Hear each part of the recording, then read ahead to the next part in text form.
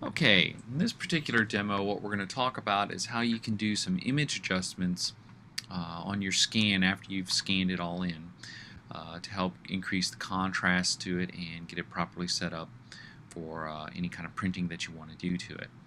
Now we talked about that there was two ways that you can actually scan your work in. One is at 100% at 11 by 17 your actual 100% of your artwork. The other way is that you can get your 11 by 17 artwork reduced down to an 8.5 by 11 page, so it should come out to a little bit more than 6 inches, almost 7 inches, by about 10.25 inches, give or take. So that's what we've done here, is that we've shot it down and we went and scanned it in. And if you look real close at your scan, you can actually see that in some areas, even though it's a color copier, some areas can still get really nice and black, but other areas can get really kind of washed out. And what we're going to do is fix a lot of these areas and tighten up some of this contrast. So before we start doing that, one of the things that you're going to want to do is clean up any of the imperfections that you might want to get rid of that you've seen, like areas that maybe the eraser didn't erase all your line work in. Small areas like this will get cleaned up when we do our image adjustment, but some areas that are really kind of tight you may want to clean up before you actually do your adjustments in. So first thing that we're going to do in our image adjustment is we're going to go to Image Adjustments and we're going to go to Threshold. The default threshold level should be 128, which is what you want, and you can see instantly how everything just jumps to this really deep dark black, and the whites really start to pop at this point. And that if I zoom in where I was before, you'll actually see that a lot of the imperfections, a couple of them are still here, a couple of them are still here, which is why I suggested that you might want to clean up imperfections before you do it. But this is just to show you how to set everything up. So we've got nice solid inked blacks now. Next thing I'm going to want to do is I'm going to go to my filters, sharpen, and I'm going to unsharp mask.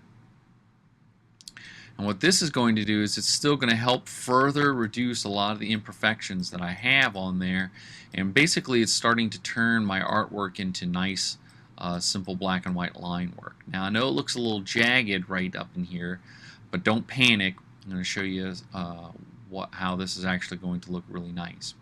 So with the unsharp mask set up, we're going to want to increase our amount to 500,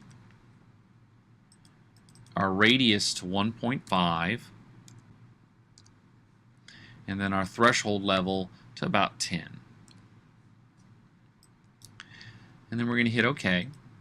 And then that is going to really kind of start sharpening it up, and you can actually even see in the preview how it gets really sharp, which leads me to what we were just talking about.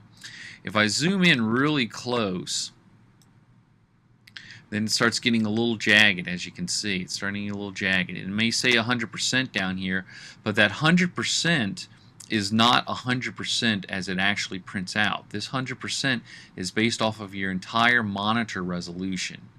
So as you can see, 100% really, this is not actually the physical size of your comic book. So as this thing gets smaller, you'll actually see that it gets sharper and tighter.